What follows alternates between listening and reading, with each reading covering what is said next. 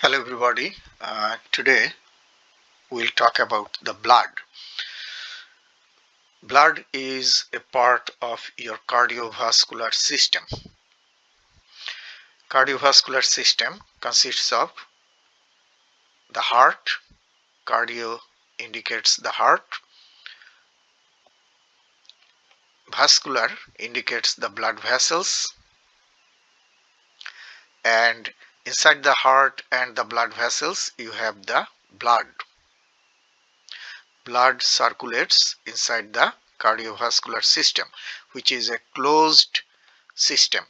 You have the heart and the arteries that take the blood away from the heart, and the veins that bring the blood towards the heart. And in between the arteries and veins you have the capillaries. So this is the end of the artery and this is the end of the venous system.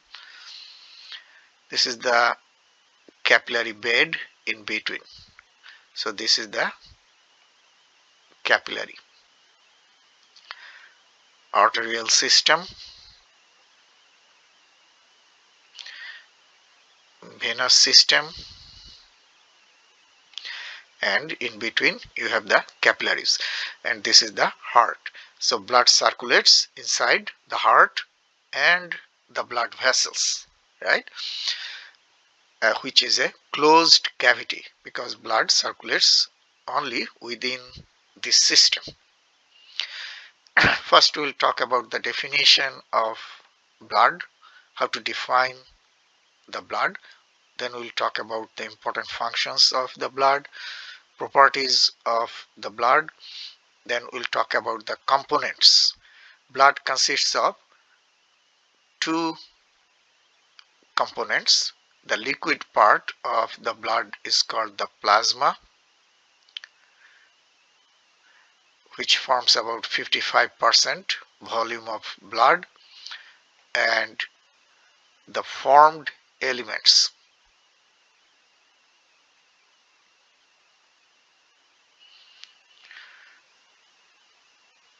which forms about 45% volume of blood.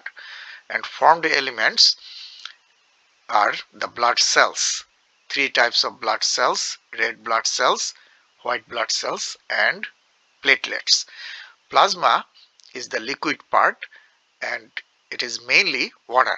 About 92% volume of plasma is water.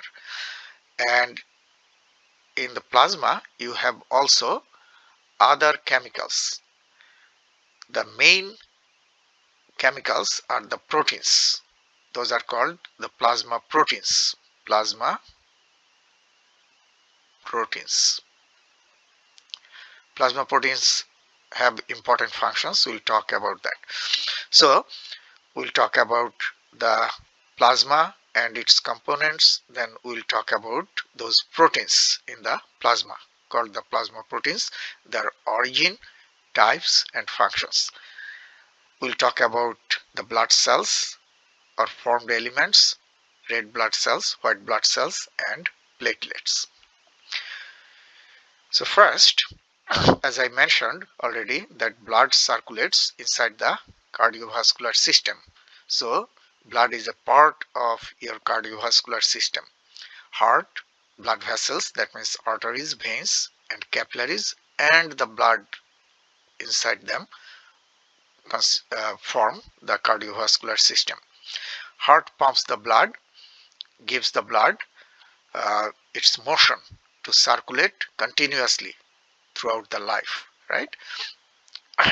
And the blood vessels are arteries that take the blood away from the heart. Veins bring the blood towards the heart, and in between the arterial system and the venous system you have the capillaries that I showed you a few minutes ago. Okay, and important functions of the blood. Here you can see the heart and the red blood vessels in the body are the arteries, and the blue blood vessels shown here are the veins. And you see, in between the artery and the vein you have a network or capillary bed where the exchange of gas and other chemicals between the blood and the body takes place. Functions of the blood. The most important function of the blood is transportation.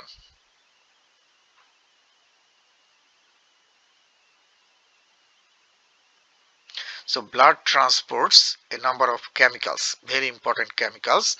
Blood transports water. Water is the main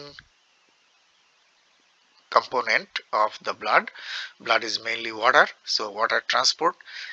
Gases,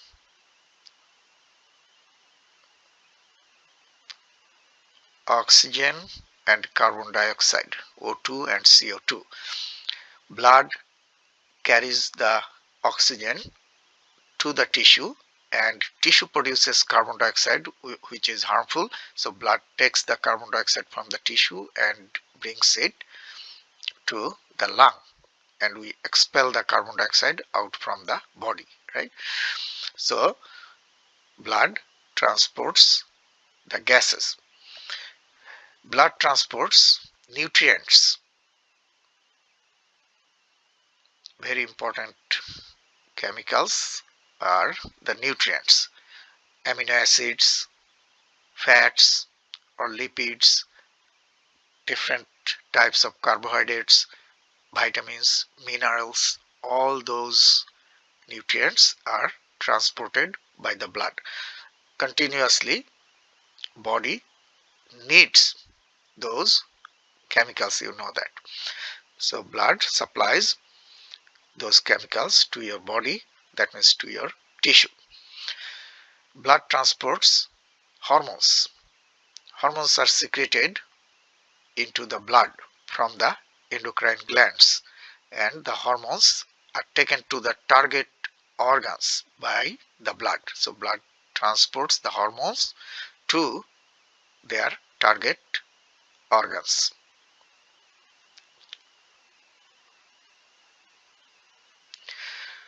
Blood transports metabolic wastes. You know, your body produces toxic chemicals.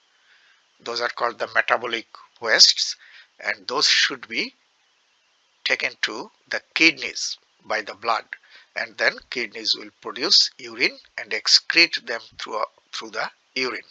So blood also transports the metabolic wastes. The important toxic chemicals that are very harmful for your body are ammonia,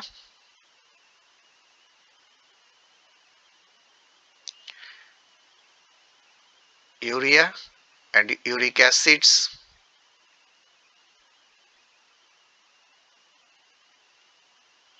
those toxic chemicals are taken to the kidneys by the blood, and they get out through the urine.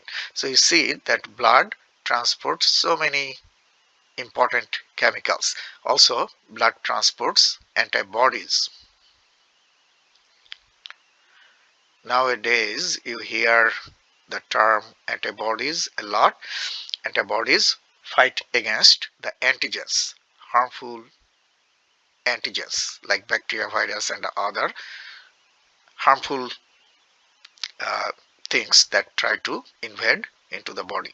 So blood has antibodies, and when your body needs in certain area, the blood will transport the antibodies there. Okay, so remember, these are the important chemicals transported by the blood. So transportation is the most important function, right? Another important function is the regulation of pH. The blood pH must be between 7.35 to 7.45. That is the normal pH range, and blood must have its pH between 7.35 and 7.45. However, the pH depends on the hydrogen ion concentration. Remember, if the hydrogen ion concentration increases in your blood, the pH will go down. So more hydrogen means less pH. Makes sense? So if pH goes down below the normal range, for example, if your pH goes below 7.35, that is called acidosis. So blood moves towards acidic, which is not good. And now let's do opposite. If hydrogen ion concentration goes down, then pH will go up. Make sense? So if the pH goes above 7.45, that is called alkalosis.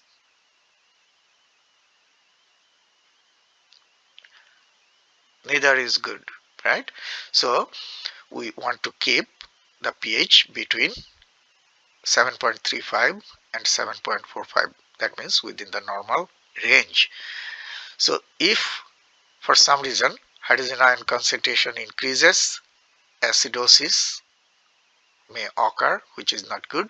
So in that case, the blood will take excess hydrogen ion to the kidneys. So kidneys will excrete excess hydrogen ion. Okay, and also the blood has the that is called buffers, blood buffers. There are different types of blood buffers present in the blood, and these buffers do what? Try to keep the pH unchanged, constant within the normal range.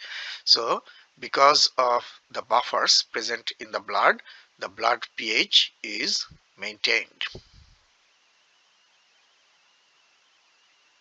So blood buffers maintain the blood pH within the normal range. So that's how the blood maintains its pH and prevent acidosis or alkalosis. Make sense? Blood prevents the fluid loss or loss of fluid or blood from the body. How? If you get a cut, bleeding starts, but within minutes clot is formed. You know that blood clot formation occurs. Clot or coagulation of blood. So blood can form clot, and that clot would stop bleeding or loss of fluid from the body, right? So that is another important function of the blood. Blood has 13 different clot factors, and they will work to form a clot to stop bleeding. Defense against antigens, that means toxins and pathogens. These are the antigens, and as I mentioned before, the blood has antibodies. Do you remember that? In last slide I mentioned that blood has antibodies and they will destroy the antigens. Blood also has a type of cells, those are called the white blood cells. I'm sure you have heard the name. There are 5 different types of white blood cells. All of them fight against the toxins and pathogens. So 2 components of your blood are very effective to fight against the toxins and pathogens. That means fight against the antigens. What are those 2 components of your blood? Antibodies and white blood cells. Okay. Regulation of body temperature, another important function of your blood. How blood regulates the body temperature. If your body temperature increases,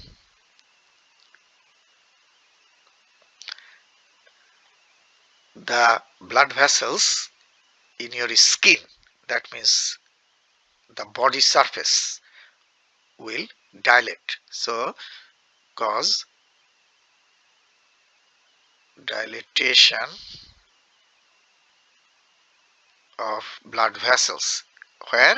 In the skin or body surface. So when all the blood vessels in your skin will dilate, then the blood flow will increase in your body surface. Make sense? More blood will flow.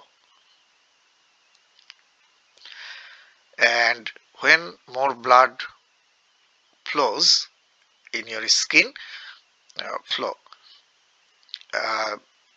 lot of heat will easily be released, will get out through the skin. That means heat will get out from the body through the skin. Make sense? So that's how the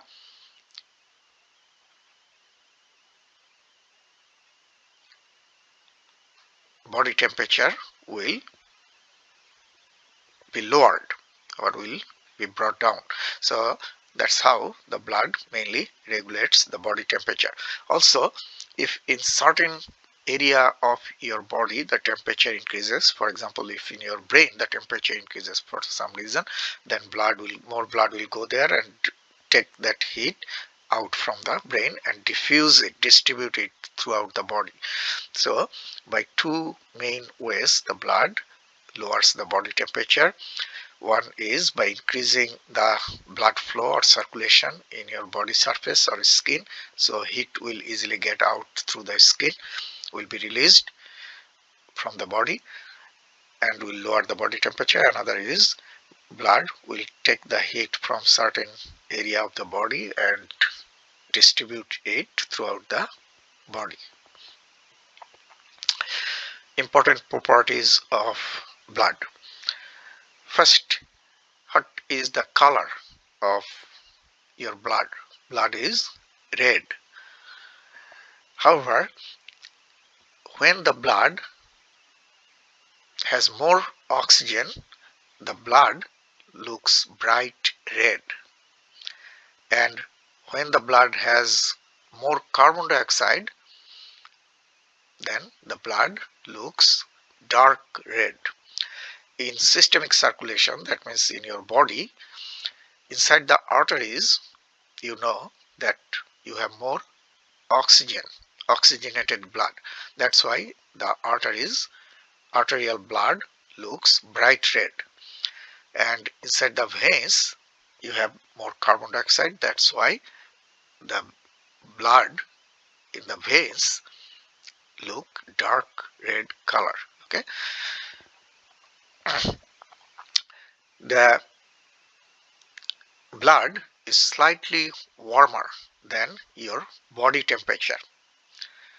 Your body temperature is slightly less than 38 degrees Celsius or less than 100 degree Fahrenheit, you know that, but blood is slightly warmer. That means its temperature is 38 degrees Celsius, which is 100.4 degree Fahrenheit.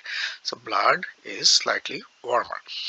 High viscosity. The term viscosity in simple word or simple term indicates the thickness. So blood is 4 to 5 times thicker than the water. That means more viscous than water. Makes sense?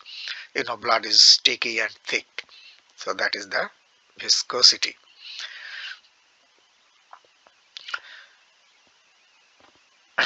Blood is slightly alkaline.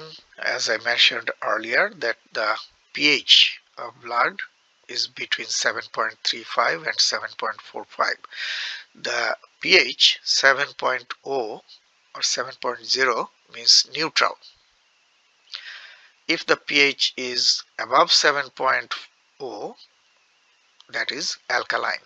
If it is below 7.0, acidic. So since the blood pH is this, that means slightly above 7, which is slightly alkaline. Make sense? So those are the important properties of your blood. Now the question is, why blood is red? Blood is red because of the red blood cells. Most of the cells in your blood are the red blood cells. Okay, and inside the red blood cells you have the hemoglobin, as I mentioned earlier, and hemoglobin is formed by red pigments. Red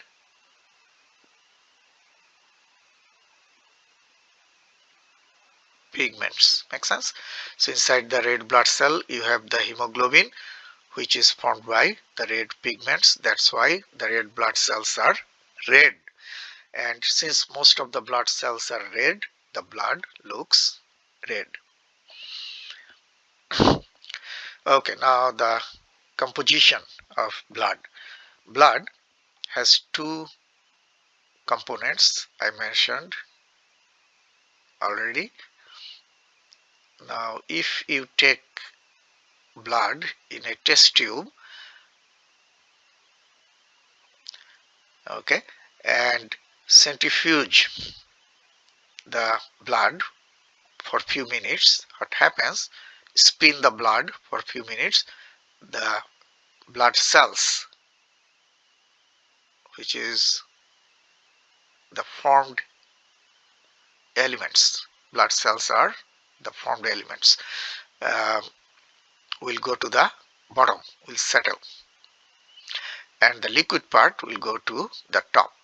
Now if I see the blood cells here, most of the cells are what? The red blood cells, right? 99.9% cells are the red blood cells. So the count of red blood cell is much higher than the white blood cells and platelets. White blood cells and platelets will form a thin layer here, that is called the buffy coat. So here you have the white blood cells and platelets.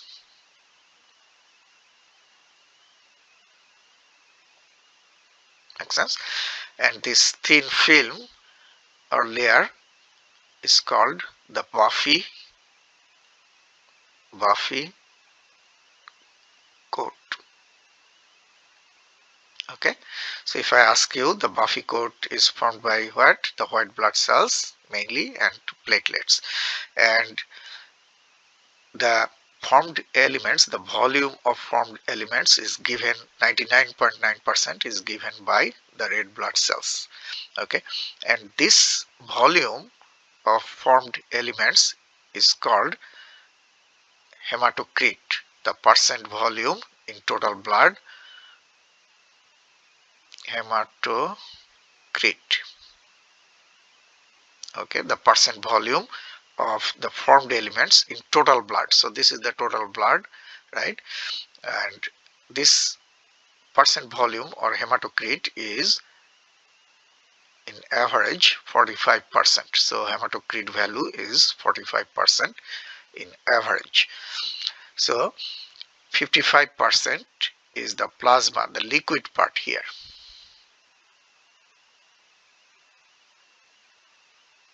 We'll go to the top, which forms 55% volume of blood.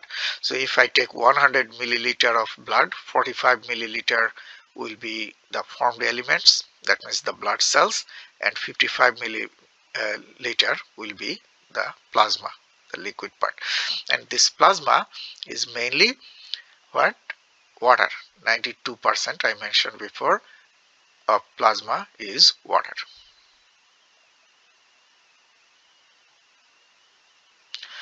And 7% is the proteins, plasma proteins, and only 1% other solutes, others. Make sense? So the plasma is mainly water and it has some proteins in it. Okay, those are called the plasma proteins. We'll talk about that. The total volume of blood in an adult human body. If you see the total volume of blood in an adult male, it is 5 to 6 liters. Depends on the size of the person. So 5 to 6 liters. In female body, it is 4 to 5 liters. Why? Because I mentioned already that the size of the body is one important factor. If the body size is bigger, that means the blood vessels, you have more blood vessels and more blood in it. Make sense? So in average, the male body size is bigger. Another important factor is the muscles. In the male body, you have more muscles, less fat. In female body, you have more fat than the muscles. And remember, the muscles have more blood than the fats. So that is another factor why the male body has more blood than the female body. Okay. Okay. Now the plasma forms 55%, right? And formed elements form 45%, which is the hematocrit. Hematocrit is also called the packed cell volume because you remember the cells go to the bottom of the test tube and they get packed there together. That's why this hematocrit value is also known as packed cell volume or PCV. All the cells are packed there. Okay. Now the average hematocrit is 45% that I mentioned earlier. However, in male blood, the hematocrit value is higher than the female blood. Why? Hematocrit is mainly given by what? The red blood cells, 99.9%, right? So in male blood, the number of red blood cell or count of red blood cell is more than the female. Okay, in male body, the red blood cell, male blood, the red blood cell count is more. So if the number of red blood cell is more in male blood, then the hematocrit value will be more. In female, the count of red blood cell is slightly lower than the male. That's why the hematocrit value is less. So in male, this is normal range. In female, this is normal hematocrit range or value. Now why in male blood the red blood cell count is more than the female? If I take same amount of blood from a male person and a female person, for example, if I take 1 microliter of blood from a male, this is male, and this is 1 microliter from a female, and count the number of red blood cell, it will be higher here. Same volume of blood, right? So why the count of red blood cell is higher in male? Why the hematocrit value is more in male? The reason is the male sex hormone testosterone, which is also called androgen,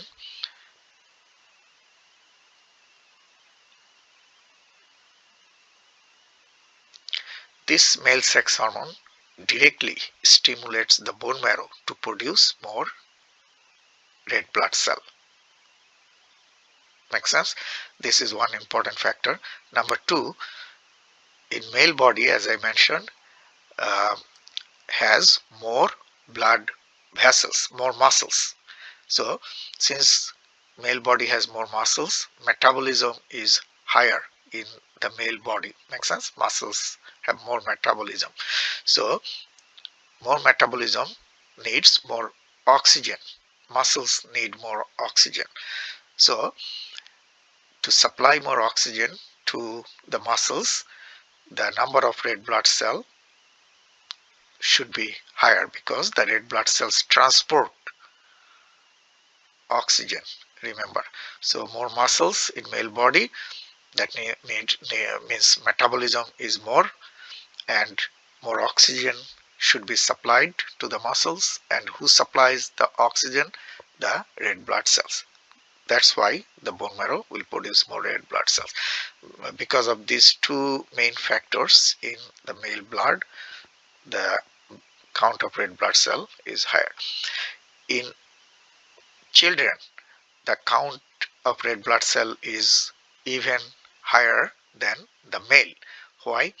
You know that children's body grows fast, and to grow the body, a lot of metabolism is needed, and that's why the red blood cell count is very high in um, the children than the male and the female, because the body is growing, and growing body needs more metabolism and more oxygen.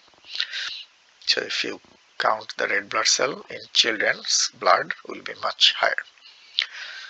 Here I already showed you in your blood, if you centrifuge the blood cells will go to the bottom of the test tube, and that will make about 45% of total volume of blood, and this is called the formed elements, where you have the blood cells.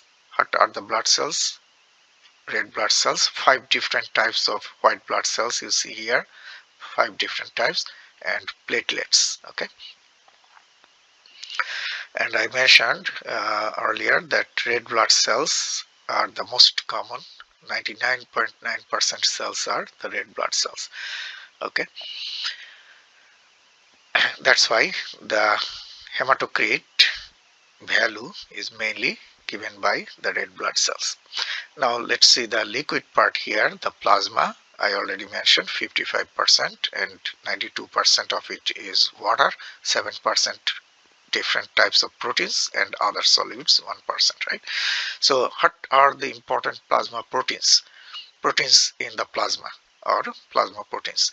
3 plasma proteins are very important: albumins, globulins, and fibrinogens. I'll just mention one important function of each. Plasma protein albumins are mainly responsible for maintaining colloid osmotic pressure. This pressure is given by albumins. Now the question is, why we need this pressure in the blood?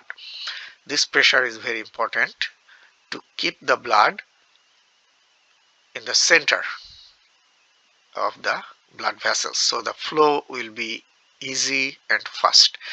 So will prevent outwards pressure. So the colloidal osmotic pressure given by the albumins will try to keep the blood towards the center while the blood flows into the blood vessels. So that way the blood will always try to stay in the center of the blood vessel, and the flow will be easy and fast. Makes sense? Very important. Now if I ask you, if the amount of albumin goes down, then colloidal osmotic pressure will go down, right? So blood will try to not to stay in the center, will try to go outwards, and through the wall of the blood vessel, when the pressure will increase, water will leak, will get out from the blood, and that will cause what? Edema, accumulation of fluid, right, in the tissue. And that happens in liver disease, or liver cirrhosis mainly, would cause edema. Why? Because liver is the main organ that produces these plasma proteins. So plasma proteins are mainly produced in the liver, and if liver is diseased or not functioning, then what will happen? The albumin, globulin, fibrinogen the production will go down. Make sense? If albumin production goes down, the colloidal osmotic pressure will be less and blood will release water. Water will get out from the blood, and that clinical condition is called ascites. Okay, globulins are mainly responsible for immunity or defensive function of the body. Okay, and globulins form the antibodies. You remember I mentioned blood has antibodies, so antibodies are one type of globulins, and antibodies will destroy the pathogens and other toxins and give defensive function or immunity. Fibrinogens, another type of plasma proteins, very important. Why? Fibrinogens are important for blood clot formation or coagulation, and you know that blood clot prevents the loss of blood, but blood clot is not always good. If the blood clot is formed inside the blood vessels without any cut, then that can block the artery, right, and could be dangerous. But normally when you get a cut, clot is formed to stop bleeding, and that is very helpful, right? So those are important functions of each of these three plasma proteins. So remember this, and all the plasma proteins help to transport the chemicals. So in general, they also transport the chemicals.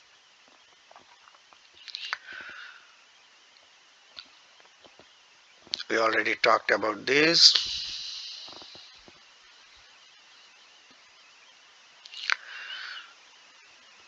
We talked about these three types of plasma proteins and their functions. Colloidal osmotic pressure given by the albumins, and albumins are the most common type of plasma proteins. About 60% plasma proteins are albumins. About 35% plasma proteins are globulins, and only about 4% fibrinogens or fibrinogens. Same thing here, you can see. Now, the formed elements or blood cells, red blood cells, 99.9%. That means the number is extremely high compared to the white blood cells and platelets. These are less than 1% together. Okay, now the main function of the red blood cell is transportation of oxygen. Oxygen transport is the main function. How? You already know why red blood cells are red, because of the red pigments hemoglobin, and hemoglobin easily binds with O2 or oxygen and transports oxygen. So that is the main function of the red blood cell. White blood cells, I mentioned before, all 5 types of white blood cells help to destroy the antigens, so defensive functions, right? So 2 components of your blood are mainly responsible for the defensive functions. One is a type of plasma protein that is called what? Globulin. I mentioned in last slide, globulins, plasma proteins, and the white blood cells, 5 different types of white blood cells. So these are 2 components of your blood, help to fight against the antigens. Platelets. Platelets help in clot formation. So now you see this blood cell, platelet, helps in blood clot formation, and before in last slide I mentioned a plasma protein that is called what? Fibrinogen. Fibrinogen also helps in clot formation. So 2 important components of blood helps in blood clot formation. One is the blood cell, platelets, and another is the plasma protein, fibrinogen. So I will ask these questions in the exam. So here you see different types of white blood cells: neutrophils, eosinophils, basophils, lymphocytes, and monocytes. 5 different types of white blood cells. Just if you notice carefully, first 3 end with phils: neutrophils, eosinophils, basophils. The term phils come from philia, attraction or love or liking. So these cells easily receive or take stain or color or dye. That's why they end with phils. They have love for or liking for the stains. So you can easily stain them to identify them. Neutrophils take both acidic and basic stains. That's why neutral, pale color cytoplasm. Eosinophils love the stain eosin, acidic, and gets red or orange colored cytoplasm. And basophils love basic stain which looks purple or bluish color. So by looking at those colors you can say that which one is neutrophil, which one is eosinophil, which one is basophil. Also you can see the nucleus, the shape of the nucleus, that is another indicator.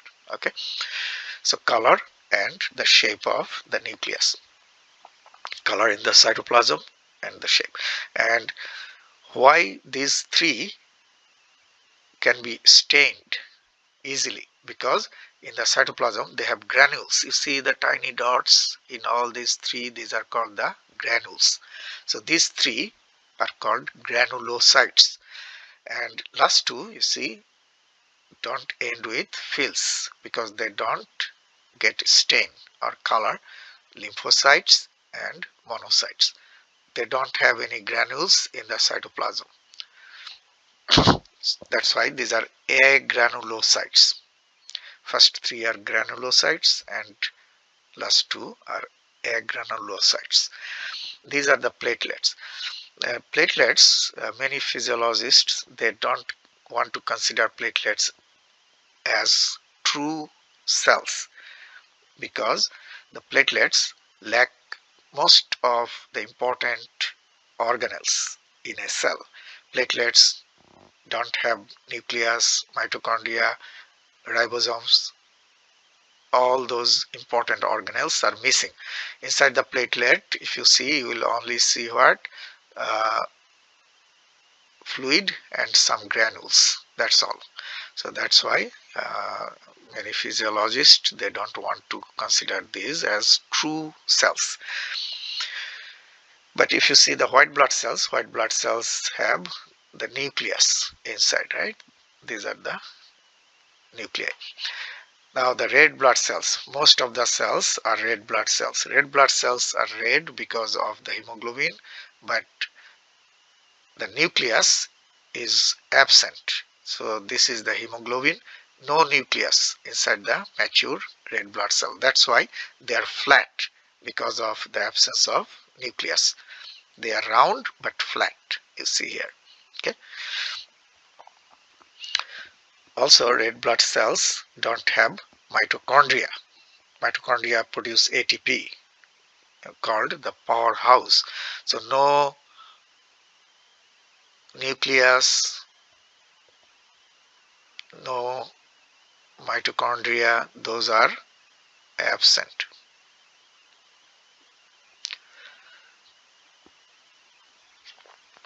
Since they don't have any nucleus, they are called anucleated. A means absence.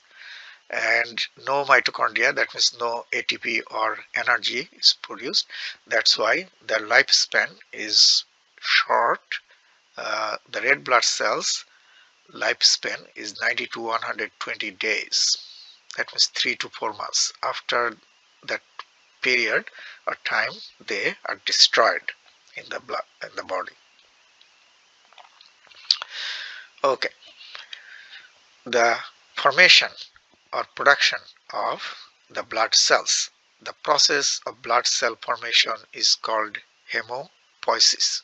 The term poiesis indicates production, and hemo means blood.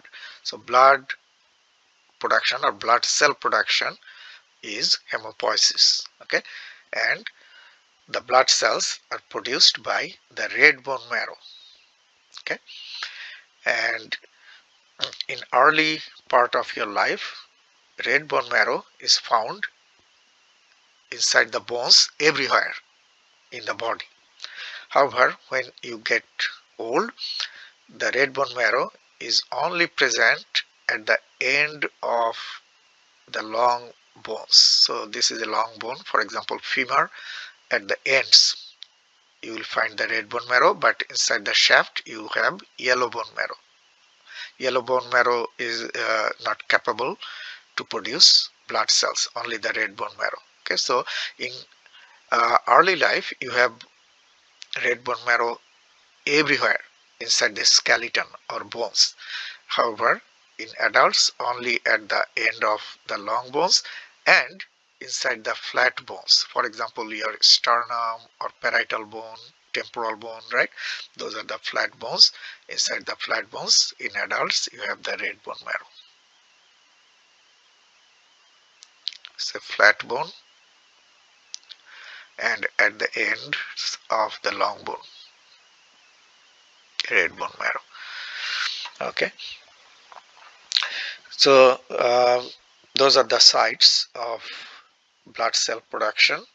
And now the stem cells for the blood cells are called the hemopoietic stem cells. Makes sense? Hemo, blood cell, poietic, stem cells. That means the stem cells that produce the blood cells. And also hemopoietic stem cells are known as hemocytoblasts. Hemocyto means cell, blasts are young cells or stem cells. Okay, and by mitosis hemocytoblasts produce new blood cells by multiplication. Now the hemocytoblasts can produce all types of blood cells: red blood cells, white blood cells, platelets. Okay, so the earliest stem cells are hemocytoblasts. Then hemocytoblasts, this stem cell can produce two types of stem cells. One type is called the lymphoid and another type is called the myeloid. So lymphoid and myeloid stem cells. So you see here, hemocytoblasts are the earliest stem cells. These are called pluripotent or multipotent.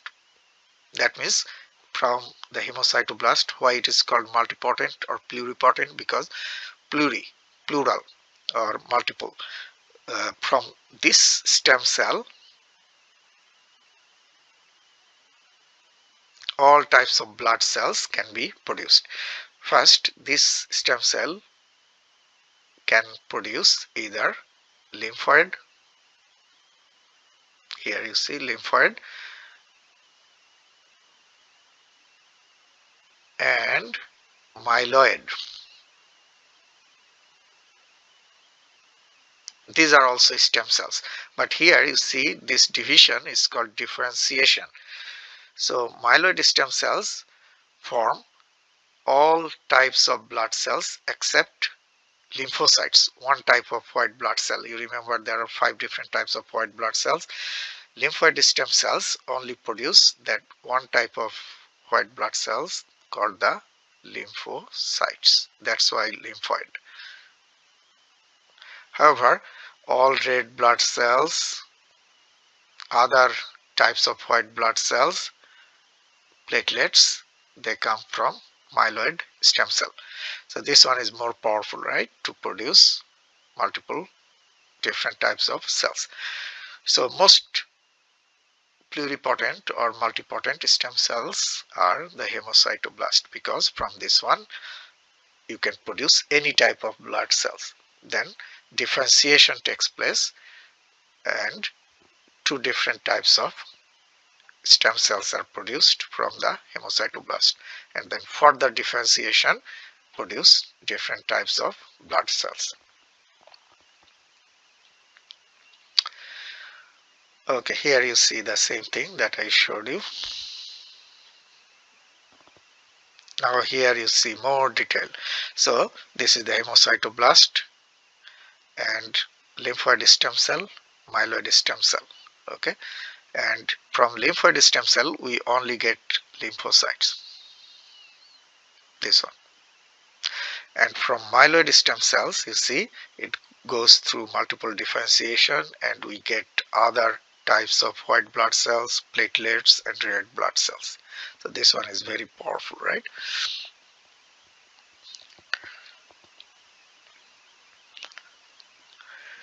Okay, now the factors that stimulate the production of the blood cells, or hemopoiesis, production of blood cells. One chemical that is produced in the kidneys, that is called erythropoietin. Erythro indicates the red blood cell. Erythro means red. And poietin is the chemical that produces. So erythropoietin is a chemical that is produced in the kidneys and stimulates the bone marrow to produce more red blood cells. Another factor is hypoxia. So one is erythropoietin, the chemical produced in the kidney. Another is hypoxia. What is hypoxia? Hypoxia is decreased oxygen in the body. And when it might happen, if you go to the top of the mountain, high altitude, the oxygen pressure is low there, right? So your body will get hypoxia and your body will have less oxygen. So the bone marrow will produce more red blood cell, because red blood cells transport oxygen. So to compensate that loss, your bone marrow will produce more red blood cells. So that will also stimulate the production of the red blood cells. So this is another factor. And another factor is the sex hormone I mentioned, testosterone.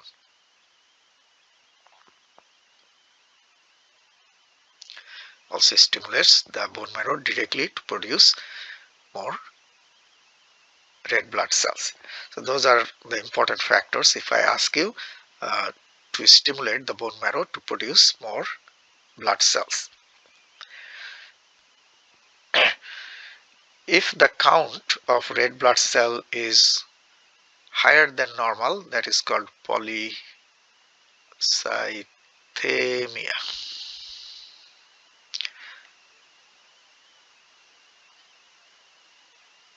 Increased number of red blood cells in the blood. If the count of red blood cell is lower than normal, that causes what? Anemia. We commonly hear this, right? Anemia. Okay. Decrease red blood cell count or decrease hemoglobin. If the number of red blood cell is low, the amount of hemoglobin will be low. But also if the number is normal, but the amount could be, hemoglobin amount could be low, both will cause anemia. Platelets. As I mentioned, many physiologists, they don't want to consider platelets as the blood cells because they don't have any organelles. Only if you see inside, you will see what I mentioned before, fluid and some granules. Okay, and the normal count of platelets, if you take 1 microliter of blood, you will see 350,000 to in average 350,000.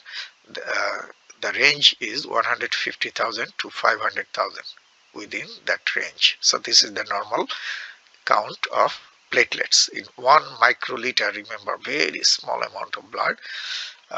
You have 150,000 to 500,000, but red blood cell count is much higher, more than 99.9%. that means million in 1 microliter of blood.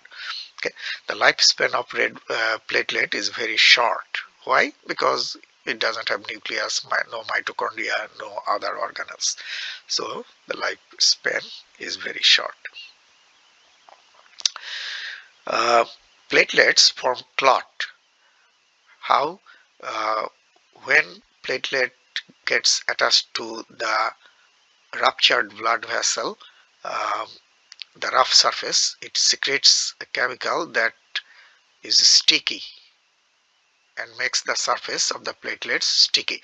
So many platelets will get attached to each other because of their sticky surface. Okay, and that's how the blood clot formation occurs. Okay, the count of the red blood cell. If you see the count of red blood cell, it is 5.2 million, not thousands, million in 1 microliter of blood. This is the average number or count of the red blood cells.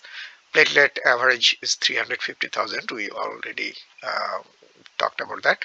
White blood cell average 700,000 in 1 microliter, and the range we say 4,000 to 11,000 in 1 microliter of blood.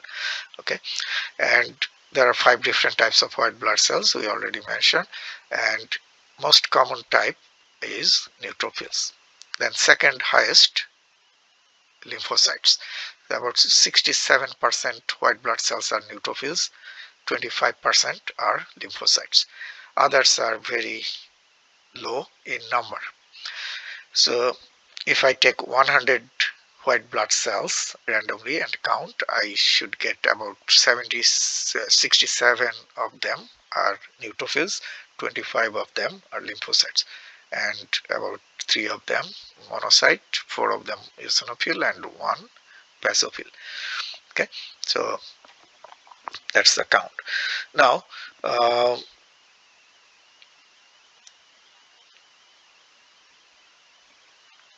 as I mentioned, the study of the red blood cell is important because we need to see the count or number. If the count is higher than normal, then it is polycythemia, lower than normal, anemia, right? So we need to know the number and count them. We need to also see the shape of the shape and size of the blood cells. For example, normal red blood cell shape is round, flat, and hemoglobin inside. There is a clinical condition, just for example, that is called sickle cell anemia, in which the shape of the red blood cell changes. It gets like a spindle shape and both ends are very spiky, pointed. So this is not normal. This is abnormal. This is normal, right? That's why we need to see or study the change of the shape, if it is normal or the shape or size has been changed, and also if the red blood cell is mature or immature, because mature red blood cell has hemoglobin inside, immature red blood cells don't. Okay, so immature red blood cells cannot transport oxygen because hemoglobin binds with oxygen, right? So if the red blood cells are not mature, they don't have hemoglobin, they cannot transport oxygen. They have nucleus but no hemoglobin. Okay, so that's why we need to see all those things. Here you see the hematocrit value range. Average is 45%, but this is the normal range. And if the hematocrit value goes higher than this, that means the red blood cell count is high, right? That is polycythemia. If lower than this, that is anemia. That's why we need to know the hematocrit value. We need to know the hemoglobin amount or concentration, because hemoglobin binds with the oxygen, transports the oxygen. So the normal concentration should be 12 to 18 gram per 100 milliliter of blood, or 1 deciliter of blood. Okay, and if the hemoglobin is less, that is also anemia, because oxygen transport capacity is less in the blood. We need to see the corpuscular mean corpuscular hemoglobin. That means the average hemoglobin concentration in the red blood cells, inside the red blood cell. And mean corpuscular volume, the average size of or volume of the red blood cell. This is hemoglobin average in the red blood cell. This is the size of the red blood cell. Okay, red blood cell count, as I mentioned, 5.2 is the average, 5.2 million in 1 microliter, but the range is 4.2 to 6.3. In male, the number is higher than the female, I mentioned before. So let's see. In total, in an adult person's body, you have about 25 trillion, remember, not million, not billion, trillion of red blood cells. Okay, and in male, adult male, it is higher. The range is 4.5 to 6.3 million per microliter. In female, slightly low, 4.2 to 5.5. Why? Because of the testosterone and the muscles in the male body, the count is higher. Okay, now the characteristics of a red blood cell. First, let's talk about the shape. You remember I mentioned it is round but flat, not spherical. And inside a mature red blood cell, you have the hemoglobin. And if you see the center part of the red blood cell, it is thin, and outer part is thick. That means the outer rim is thicker than the center part. In the center part, you have like a thin membrane. The average diameter is about 8 micrometer, and mature red blood cell is enucleated, no nucleus inside, but it has hemoglobin, right? And it doesn't have other important organelles, those are also missing. No mitochondria, no ribosome. I mentioned before, lifespan is 90 to 120 days. This is the shape of a red blood cell. You see, if you cut it, you see the outer part is thick and center part is thin. So this outer rim is thick and this is thin. Okay, so and it is flat, round.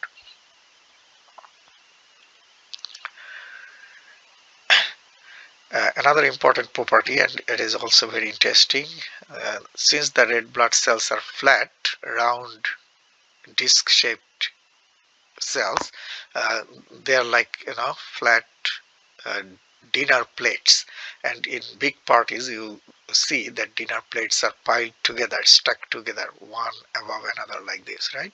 So when the red blood cells flow inside the capillaries, you will see the red blood cells, since they are flat, they get attached to each other and form columns like this. They are stuck together, not floating separately. We see a lot of columns like this, and these are called rouleaux. Okay, rouleaux. So you will see that they are attached to each other and form columns. Okay, so here you see the rouleau. These are the red blood cells. They are attached to each other like flat dinner plates. Let's stop here and we'll start from the next slide in next lecture. Thank you.